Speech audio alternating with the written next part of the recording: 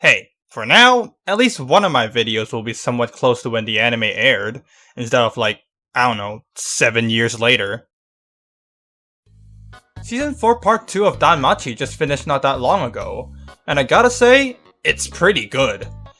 Unlike the first part of the season, where it had potential but stumbled along the way, this part felt really solid, and it honestly tops every other season aside from the first for me. The reason it doesn't top season 1 is partly because of my nostalgia for it, but also that this season wasn't necessarily perfect. I wouldn't call them stumbles. In fact, I don't feel like there's anything I would quite call bad in this season.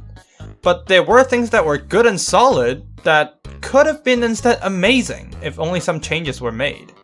I will go over that later in the video, and when you get to that part, do keep in mind that I still think this season was really good. Despite what I might say later on, believe me when I say that I do think this has been the best Danmachi has been in a long time. Before I get into things, just a quick spoiler warning here for those who care. I will be spoiling the anime in this video, so go watch it if you haven't. All good? Alright, let's go. Following part 1 of the season, this part continues to give us a dual perspective of Belle and Liu's side, and the rest of the main party's side. At least for the most part. I'll talk about that later in the video. But nonetheless, just like how it was in part 1, I really enjoyed this aspect of the show. It makes everything feel connected, and makes it feel more exciting every time the main party gets one step closer to catching up with Belle and knowing his whereabouts. It creates tension too, as we get to see how Belle and Liu are struggling just to stay alive, making us wonder if they'll catch up in time to help them, or if Belle and Liu are going to need to somehow force their way out of the deep floors. But before the main party could go look for Belle, they had to first defeat the floor boss that spawned out of nowhere. And they did a good job to have that as a majority of the pilot episode, because the animation for this fight was amazing. The CG on the boss was really well done and blends surprisingly well with the 2D animation. What's better is the fact that they actually took advantage of the CG for the boss and went kinda crazy on the camera work. There were some shots in there that I genuinely didn't expect this series to pull off. Shots that, if you showed me while I was really sleepy or something, would make me think I'm watching an anime movie. The party's teamwork was also put clearly on display, with each party member offering something unique to the table. Aisha is the experienced one, giving the team a tutorial on the boss. Lily is the commander, analyzing the situation from afar and guiding the team. Mikoto is the caster in charge of stunning the boss. Haruhime is a team buffer, giving out level boosts. Chigusa is the sniper, covering the vanguard with ranged attacks. Oka is the Unga Bunga DPS dude.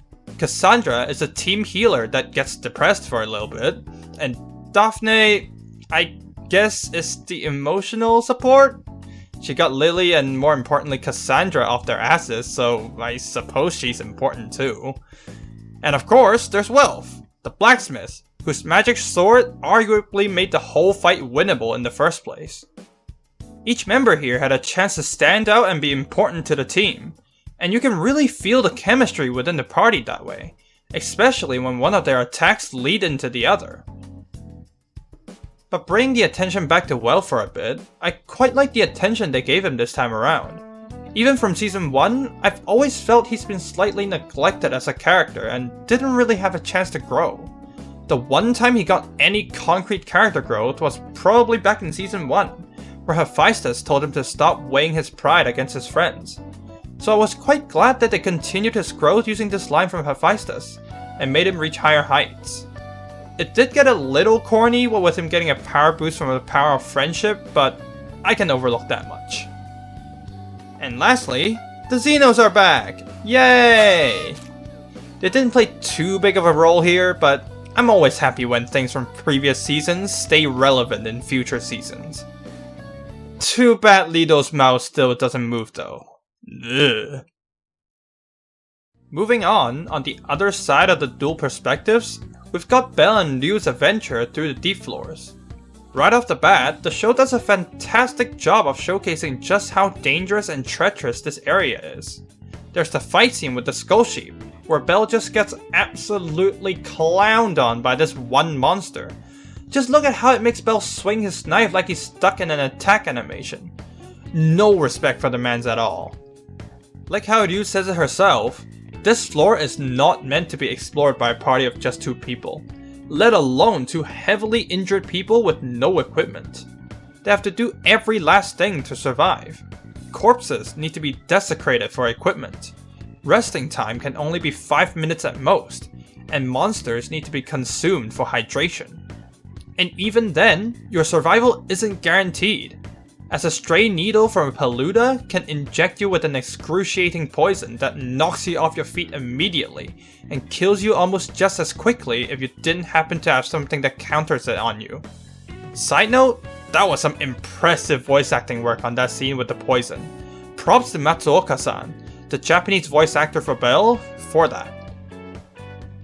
Bell couldn't just rely on his old methods for fighting monsters as well. That skull sheep fight made that fact very apparent. He had to adopt advice taught to him by Ryu, forcing him to hone his fighting prowess. He even had to recall the strategy that Ice taught him during the wargame arc of luring the opponents in while he's weak. Which, if you recall, was advice she gave specifically for fighting intelligent humans. Goes to show how extra threatening these deep floor monsters are.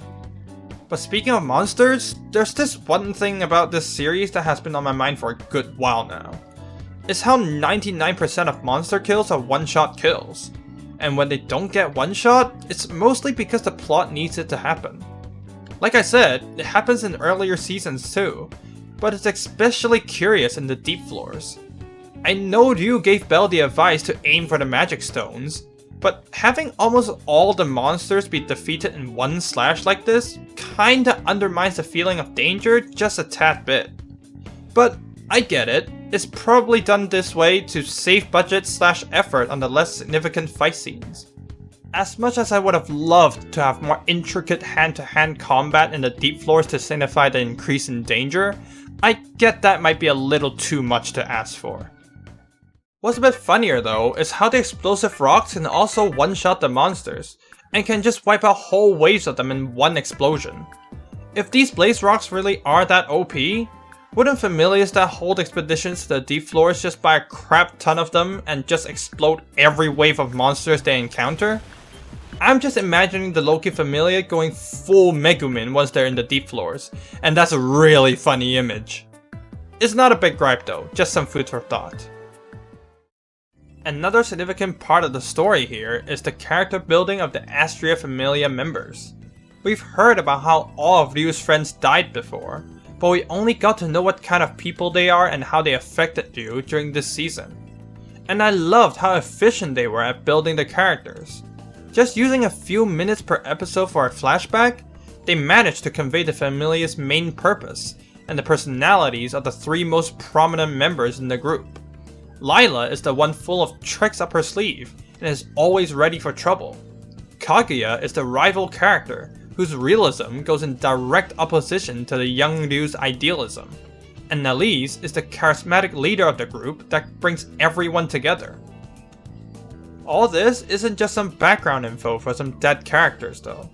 After we see the young and naive Ryu sit there and learn from her friends, we also get to see her remember these lessons even in the present and pass them on to Bell. Not only does that connect together Ryu's past and the current story, and tell us just how much her friends meant to her, it also humanizes Ryu, showing that this wise and battle-hardened elf was once just as naive as Bell is, and she only got here because of her friends. As a result of that, we got to see this really interesting character arc for Ryu. She starts as a naive, idealistic pursuer of justice that couldn't accept the idea of necessary sacrifices, which was almost just like how Bell is now. She learned some lessons from her Familia and clashed with Kaguya a few times, but she still stuck to her beliefs. But following her Familia's deaths, she did a complete 180 and gave in to her wrath, completely turning away from justice, and even got recognized by the god of the quote-unquote evil Familia. She then got a little better after getting taken in by the good folks at the tavern, but still self-blaming and pessimistic, constantly hoping for punishment to come her way. This causes her to change sides and support Kaguya's realism, while in the deep floors with Bell, acting as the opposition to Belle's optimism, like how Kaguya once opposed her younger, more optimistic self. After repeatedly trying to sacrifice herself for Belle and Belle's constant refusal of letting that happen, Belle shows her that her original optimism might not actually be pure naivety. He shows her that the person Elise spoke of, a person that makes their ideals a reality, what Elise called a hero, does exist. And that restores her faith in her original ideals, in her own justice, going back, at least partly, to her optimistic self. Using that faith, she overcomes her fear and fights with Belle to achieve her ideal of making sure everyone survives. I don't want to spend too many words describing why I love this character arc, because that was already quite the lengthy summary. But the way they managed to have Ryu's past friends flesh out her growth, then use that growth of her character to emotionally tie together past and current events, and then use that to display the heroism of Belle is just impressive if nothing else. To let us occasionally take a break from the heavy stuff, the show went ahead and sprinkled in some cute moments between Belle and Ryu. Surprisingly for me, despite the pressing situation they're in, these cute moments blended in quite well. It's not your usual anime affair where they get super over the top and completely interrupt what they're doing due to embarrassment. Ryu understands the predicament and does not allow herself to do that. There's no stupid yelling over the lack of clothing, or anything that might endanger them. There's just a cute little scene of Ryu getting embarrassed over an indirect kiss, and using a very valid reason to avoid it. She then immediately gets over it and gets back into the serious talk. Even when they're almost naked and eventually need to warm up by skin-to-skin contact, both Ryu and Belle managed to not let their emotions be a detriment to their survival, and overcame their embarrassment super quickly. Ryu even acknowledged the fact that she shouldn't get embarrassed in the situation they're in. And for Belle, this isn't the Belle from Season 2, I'll tell you that much. What's probably my favorite in terms of the cute stuff between Ryu and Belle though, is how Ryu transitioned to calling Belle by his first name. If you saw my video on Season 4 Part 1 and my comments on Mari, you would know that I usually do not like this trope. It's just so corny and so often feels forced. But here, Ryu saw Belle get knocked out and a monster closing in on him. There's no response when she calls out to him, so out of desperation, to try whatever she can to get Belle to wake up, to not lose another friend right in front of her eyes again, she calls him by his first name. Turns out Belle was good the whole time and Ryu gets embarrassed. But after accidentally crossing that line, Ryu starts unconsciously calling him Belle without even noticing. Come on guys, this is what we need! Natural setup! Not some brainless wish fulfillment where the girl offers intimacy out of nowhere. Honestly, they did Ryu so much justice here that I don't even mind Belle Rizzler over here rizzling up another girl and expanding his harem. He genuinely helped her through her greatest struggle, and even then she had to take time to slowly warm up to Belle instead of jumping his guns immediately. Realistic characters, man. What a rare treat. Now's the time where I talk about some missed opportunities in the show. Again, these weren't bad scenes, but after watching them, I immediately had some ideas on how to improve them. First up, there's the moment where Ryu tries to sacrifice herself but ends up getting saved by Belle. Here, we see Ryu cutting off the bridge with her magic, forcing Belle to run away. Then when Ryu is getting bullied by monsters and almost dies, we get a surprise moment where Belle is revealed to have ran all the way around to get back to her and save her. Listen, I'm not taking any BS from you all. I refuse to believe any less than 100% of you thought Belle would come back to save her. If there's a girl on screen who needs saving, ain't no way Belle Cranell is not saving her ass. And that predictability ultimately undermines the impact of her decision to sacrifice herself. You'll still feel for her since this was part of her emotional journey, but you'll also just be sitting there, waiting for Belle to show up at some point. So what I propose as a way to create more tension is that instead of showing Ryu's POV and seeing her get beat up, we actually follow Belle's POV and reveal the fact that he's gonna go save her right off the bat.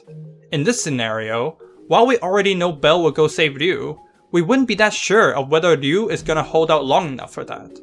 Her leg is messed up, she ran out of blaze rocks, and most importantly, she is suicidal as hell right now due to her guilt. For all we know, she might just lie down and accept her fate after getting knocked down once or twice.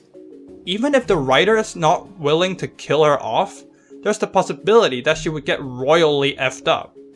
And from that, tension can be created. Belle would be on a very tight timer to save Liu, but we wouldn't know how long that timer exactly is due to both Liu's physical and mental situation being messed up. They could even throw in obstacles that slow down Belle's pursuit of Liu, like monsters or tough terrain, to really dial up the tension. That way, I feel like they would have been able to create the edge of your seat and the sigh of relief feelings they were kinda aiming for with these scenes. The other moment in the show that could have used more love would be the final fight against the Juggernaut. And here, I just think they need more time to cook for this one. In this fight, we see Belle and eventually Liu fight against the sauced up Juggernaut. This sauced up Juggernaut got quite a few more moves thanks to it consuming other monsters earlier, growing back its tail and gaining another arm. Another hand! Stop it! When did you learn this? Right before the fight. If I gotta give it to you straight, I don't think the contents of this fight were bad at all. The Juggernaut's moves were more diversified than before, making the fight more interesting than just being super quick and strong. It wasn't smooth sailing for Belle and Liu. Belle does get stabbed again here, driving home the stakes of the battle. And I really liked how Liu used the knowledge and experience she got from her first encounter with the monster to ensure her victory this time around.